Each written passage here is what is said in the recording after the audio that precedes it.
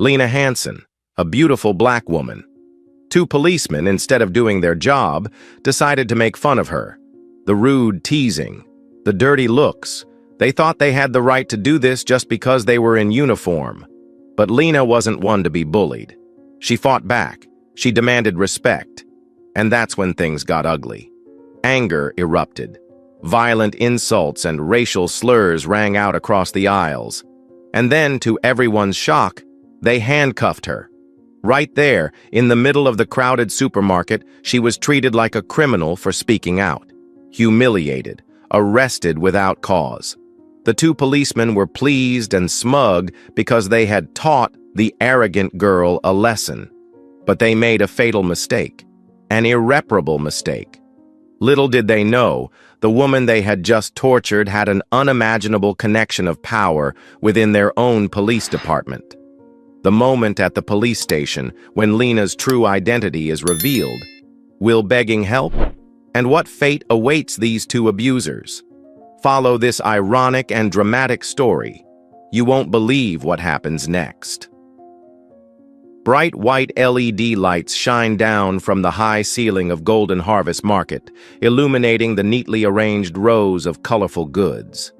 The soft, pleasant background music is drowned out by the clatter of shopping carts, the sound of barcode scanners at the cash registers, and the chatter of shoppers rushing about on a midweek afternoon. The atmosphere is bustling but orderly, a scene all too common in urban life. Among the crowd, Lena Hansen stood out naturally, not because she was trying to attract attention, but because of the intelligent, radiant beauty and confident demeanor that this 34-year-old black woman exuded. Today, after a stressful day at the biomedical research lab, she was wearing only comfortable jeans, a soft cotton t-shirt, and a pair of dynamic sneakers for the convenience of grocery shopping. She was slowly pushing her shopping cart, her eyes scanning the shopping list on her phone screen, occasionally stopping to choose fresh vegetables or a special spice for the upcoming dinner. Her mood was quite relaxed, completely immersed in the daily work of going to the market without any precautions. At that moment, two figures in police uniforms appeared at the end of the aisle where Lena was standing. They moved lazily, somewhat out of place in the shopping scene. The one in front, Officer Pete Donovan, was in his late 40s, with a potbelly, a tired face but eyes that darted around, as if searching for something more interesting than the boring patrol work. Next to him was Officer Kyle Miller, much younger, tall but with a youthful air of trying to be tough, his mouth often curled into a mocking smile as he watched Donovan. Perhaps they had just handled a lost-and-found report in the supermarket, or simply stopped in to buy a soda and rest for a while, a behavior that was not entirely legal, but not uncommon. Donovan's eyes scanned the shelves and stopped abruptly when they caught sight of Lena. He nudged Miller in the ribs, a knowing wink and smile. "Look, Miller. Good stuff." The voice was a whisper, but it was crude and judgmental. Racial and gender stereotypes immediately surfaced in the old cop's mind. They didn't go straight to the door, but instead turned into the aisle where Lena was carefully selecting a cheese. They slowed down and stopped right next to her, pretending to examine some product on the shelf, but their eyes kept glancing at Lena. Donovan cleared his throat, trying to sound fake friendly. "Hello, pretty girl," he said, his tone a little too casual.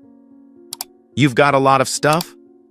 Would you like a hand from this gallant cop to push your cart?" Miller stood beside her, snickering, his eyes also fixed on Lena in an impolite manner.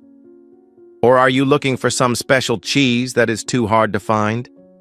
He deliberately emphasized the word special with a double meaning. Lena felt the unwanted attention and the uncomfortable atmosphere surrounding her. She raised her head, looking at the two policemen with cold eyes, showing no fear or confusion. "Thank you. I can handle myself," she replied curtly, her voice polite but clearly distant. She placed the cheese in the cart and intended to steer it in the other direction, away from the disturbance. Lena's cold attitude and firm refusal were like a slap in the face to the two policemen, especially Donovan, who was used to being feared or at least respected when he put on his uniform. They felt hurt and a little annoyed at being ignored by their prey. Instead of being sensible and leaving, they decided to continue their prank. As Lena pushed her cart into the canned goods aisle, Donovan and Miller followed, not too far away but enough to make her feel like she was being watched. "Why so cold, beauty?" Donovan spoke again, this time with a more mocking tone. "Just wanted to get to know each other." "It's crowded and complicated here," Miller chimed in, moving a little closer. "Be careful not to get pickpocketed. We're here to protect you, so you can rest assured." The words were full of sarcasm and implied that her presence here was an abnormality that needed to be protected. They deliberately slowed right next to Lena's stroller, almost blocking her path, clearly invading her personal space and making her feel extremely uncomfortable and somewhat threatened. The faint smell of cigarettes coming from Donovan and the scrutiny Miller gave her made her shiver with disgust. Lena's patience finally ran out. She stopped the cart abruptly, turning to face the two policemen directly. The politeness was gone, replaced by seriousness and firmness. "Listen," she said, her voice no longer soft, but clear and articulate enough for nearby shoppers to hear. "You're seriously disturbing me. You're police officers on duty, right? This kind of teasing and harassing of citizens is completely inappropriate and extremely unprofessional." She looked Donovan straight in the eye, then Miller, her eyes fearless. "I demand that you cease this action immediately and leave me alone. Otherwise, I will be forced to take down your badge number and formally report this harassment to your superiors at the police department." Lena's outspoken, forceful protest and threat to report her superiors served as a trigger for Donovan and Miller's anger and bruised egos. Being lectured and challenged by a beautiful young black woman in public was unacceptable to them. "Oh, you brat!" Donovan roared, his fake, friendly facade gone, replaced by a red-hot rage, his teeth clenched. "Who do you think you are, talking to the police?" "What did you say? Threatening us?" Miller also took a step forward, almost pointing at Lena's face, his voice shrill with excitement. "You think you're delicious because you're pretty? Shut up or I'll throw you in the police station." Profanity, racial slurs, and sexism began to pour from the officers' mouths. "You cocky nigger! You slut! You're probably trying to make money or get attention. Go back to your hole." They were deliberately loud and aggressive, attracting the attention of more and more shoppers around. A few people began to stop, curious to see what was going on. Lena was stunned and indignant at those filthy words. She felt the blood rush to her face, but still tried to keep her composure. "You have no right to speak to citizens like that. This behavior is an insult. It is unacceptable." "Unacceptable?" Donovan sneered viciously. "Let me show you what unacceptable is." He turned to Miller, his eyes glaring. "Arrest this bitch for me. Public nuisance, insulting a law enforcement officer, resistance." He once again fabricated charges to justify his retaliation. Miller, like an obedient dog, sprang into action. He lunged forward and grabbed Lena's arm roughly. Lena jerked reflexively, trying to pull her hand away. "Don't touch me!" she screamed. "Aha! Resistance!" Miller shouted, as if he had been waiting for this excuse. He used the strength of a big man to twist Lena's arm behind her back, despite her cries of pain. The scene was swift and brutal. Miller slammed Lena into a nearby canning rack, sending several cans clattering to the floor. Miller struggled to secure the cold handcuffs to her slender wrists, deliberately tightening them to cause pain and leave red welts. Donovan stood by, arms crossed, watching the scene with glee, cursing under his breath. The surrounding crowd began to whisper louder. Many people were stunned, not believing their eyes. Some quickly took out their phones, secretly recording the scene of the police handcuffing a woman in the middle of the supermarket. Lena felt an unprecedented humiliation. Being treated like a criminal, publicly humiliated just because she dared to stand up against harassment and injustice. She tried to keep her back straight, took deep breaths, and looked straight ahead, clearly remembering the faces of these two people who were blatantly abusing their power. Amid the stunned silence and murmurs of the crowd at Golden Harvest Market, Officer Donovan and Officer Miller escorted Lena out the door, pushing her toward the patrol car parked outside. Their demeanor was still arrogant and smug, as if they had just accomplished a great feat. They opened the back door, pushed Lena in without mercy, and slammed the door shut. Sitting in the cramped, rigid back seat, Lena remained surprisingly calm, despite the pain in her cuffed wrists and the anger in her chest. She looked through the metal mesh partition to watch the two policemen laughing and talking in the front seat. "See, I told you," Donovan said to Miller, his voice full of triumph. "This kind of uppity black girl needs to be punished." "Sure thing," Miller chimed in. "Let him sit in the station for a few hours and he'll be as green as a frog's ass. See if he dares to be rude again." They drove back to the station, continuing to make sarcastic, mocking remarks about Lena, about her appearance, about her unreasonable attitude. They were completely immersed in their imagined victory, completely unaware of the cruel fate that awaited them at the end of the road. At the police station, they took Lena into the check-in area, where there were several other officers working and a duty officer behind the counter. Donovan reported the incident aggressively. "Sergeant Adams, we just arrested this subject at Golden Harvest. Public disorder, insults, and resisting law enforcement." He pushed Lena forward, looking serious. Sergeant Adams, a tired-looking, middle-aged man, looked up from Lena and then back to Donovan and Miller. He sighed, apparently used to petty arrests at the end of the day. "Okay, bring her in here for processing." Lena was taken to the information area. She cooperated quietly when asked to give her name, age, and address. Her unusual calmness caught Sergeant Adams's attention, but he continued his work mechanically. Donovan and Miller stood nearby, arms folded, watching with interest, waiting to see how this arrogant girl would react to being treated like a real criminal. After taking down the basic information, Sergeant Adams asked a routine question. "Do you want us to notify anyone about your detention? A family member? An attorney?" It was the moment Lena had been waiting for. She took a deep breath, looked Sergeant Adams straight in the eye, then glanced at Donovan and Miller, who were still smiling smugly. Her voice rang out, not loud but clear, calm, and carrying a weight that could not be ignored. "Yes, please call Sheriff David McMillan." Sergeant Adams paused, his fingers mid-keyboard stroke. He frowned, looking at Lena skeptically. "Chief McMillan? Are you sure? You know him?" He could tell she was trying to cause trouble or make up a story to scare the police. Laughter erupted from Donovan and Miller. "Ha ha ha! Listen to him, Sarge!" Donovan stepped closer to the counter, his voice full of sarcasm.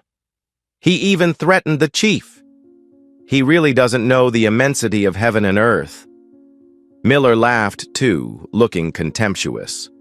Their mockery did not faze Lena. She straightened, looked straight at the two laughing at her, then back at Sergeant Adams, her voice now hard, without a trace of hesitation. "I am his fiancé." She paused for a beat, letting that sentence sink in. "Call David. Now. His fiancé." Those three simple words hit the police station like an atomic bomb. Donovan and Miller's laughter died instantly, as if someone had squeezed their throats. The smiles froze on their faces, then crumbled into expressions of unspeakable horror. Their eyes widened, looking at Lena as if she had just turned into a monster. Sergeant Adams dropped the file he was holding onto the floor. His face was as white as a sheet of paper. Sheriff McMillan was getting married, and this was his fiancée? The woman Donovan and Miller had just arrested for disorderly conduct? He felt as if the world were spinning. Donovan and Miller stood rooted to the spot, their bodies shaking. Cold sweat broke out, soaking the backs of their uniforms. They looked at each other in utter panic. They understood. They understood the terrible mistake, the terrible sin they had just committed. They had mocked, humiliated, handcuffed the most powerful woman, the one who had the most direct influence on their careers and lives. It was over. Completely over. The collapse was almost instantaneous. Both Donovan and Miller were left standing. In the thick, suffocating silence of the check-in area, Sergeant Adams, his hands still shaking, hurriedly picked up the intercom. He didn't dare delay a second after Lena's stern request and the deadly truth that had just been revealed. Perhaps he wouldn't have to wait too long, as Chief David McMillan happened to still be in the office finishing up his last business of the day.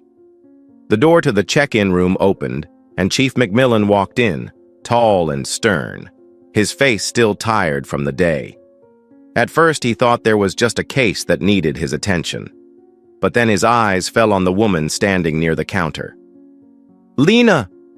He froze for a moment, surprise evident on his face. Then he saw that her wrists were still cuffed, her expression calm but filled with anger and exhaustion. His eyes immediately shifted to Donovan and Miller, who were standing nearby, their faces drained of color, shaking as if they were about to collapse. His surprise quickly turned to shock, and then a terrible anger began to flare in his blue eyes. He tried to keep his voice under control, but everyone could feel the storm brewing. "What the hell is going on here?" McMillan growled, stepping quickly toward Lena. "Why are you here? Who did this?" He turned to Sergeant Adams, demanding an explanation. The sergeant stammered out what Donovan and Miller had said about the arrest, but McMillan didn't need to hear the rest. He turned to Lena, his eyes softening a little, filled with concern. "Tell me, what happened?" Lena took a deep breath, then calmly recounted the whole incident, from the time she was shopping peacefully in the supermarket, being approached and teased by Donovan and Miller, the harassment, her resistance, the rage and insults, the two policemen's contempt, and finally being handcuffed and arrested without cause in public. Her voice was even and objective, but each word was like a knife stabbing the pride of the police department and making McMillan's anger even more intense. Donovan and Miller, seeing that the situation was beyond saving, tried to intervene to explain. "Chief, it's not like that. It was just a misunderstanding." Donovan stammered. She overreacted. She insulted us first." Miller also tried to defend her, but her trembling voice and awkward words only made the lie more obvious. McMillan raised his hand to silence them. He didn't need to hear any more lies. His eyes were blazing as he turned back to his two trembling subordinates. His voice was low, cold but deadly, echoing throughout the room. "Officer Donovan! Officer Miller!" The two policemen jumped and straightened reflexively. "You," McMillan said slowly, emphasizing each word, "are hereby suspended immediately, indefinitely. Surrender your badges, weapons, and all police department equipment. Leave this building immediately and await formal investigation." The order was given firmly, leaving no room for protest or delay. McMillan turned to Sergeant Adams and a lieutenant who had just run up upon hearing the news. "Lieutenant Johnson, you're in charge. Launch a full and immediate internal investigation into the actions of Officer Donovan and Officer Miller during this incident. Collect all security camera footage from the Golden Harvest supermarket. Locate and interview all witnesses. I want a full preliminary report on my desk by 8 o'clock tomorrow morning." The sheriff's determination and fury added to the tension. Donovan and Miller knew there was no hope. Their careers were in tatters. In their desperation, the survival instinct kicked in. "Chief, please, please." Donovan suddenly fell to his knees, his voice choked. "We know we were wrong, really wrong. It was just a moment of stupidity, out of control. Please reconsider. Give us a chance to make it right." Miller also knelt down beside her, tears in his eyes. "Please, and please, Lena, please forgive us.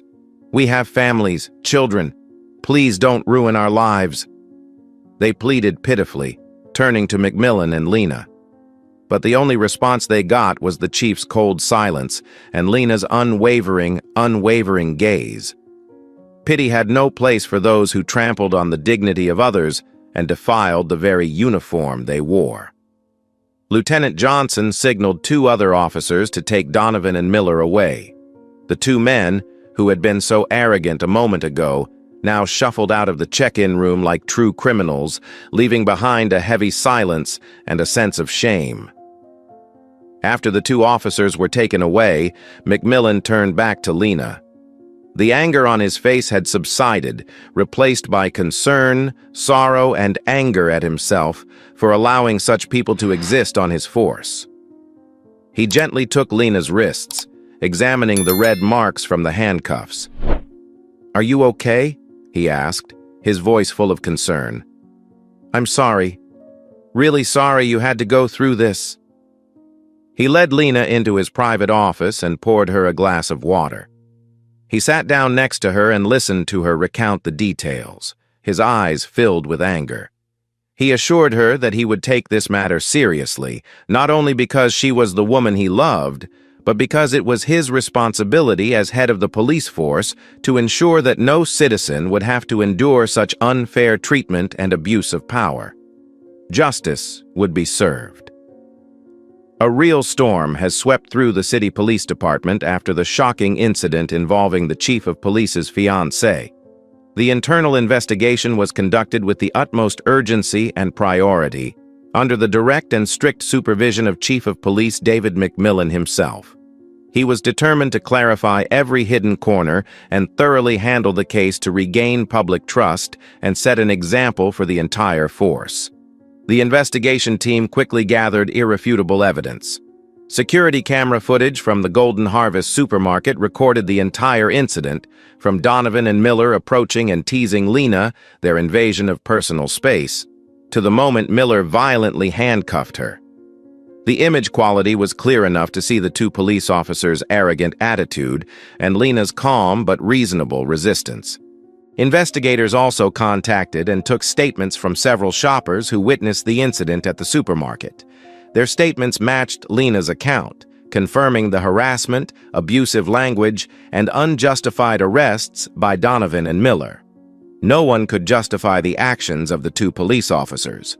Donovan and Miller's records were also thoroughly reviewed. While no serious incidents had been reported, there were isolated complaints of disrespect from Donovan and a report of Miller using unnecessary force during a recent arrest. These incidents, while not serious enough to warrant disciplinary action in the past, now add to the image of officers with behavioral problems. Given the overwhelming evidence and the serious nature of the case, which included harassment of citizens, abuse of power, unlawful detention, use of racial and gender-based slurs, and serious damage to the image and reputation of the police force, Chief McMillan had no choice but to dismiss. He convened a special disciplinary meeting. Before the disciplinary board, he clearly presented the evidence and investigation findings, emphasizing the seriousness and intolerability of Officer Donovan and Officer Miller's violations.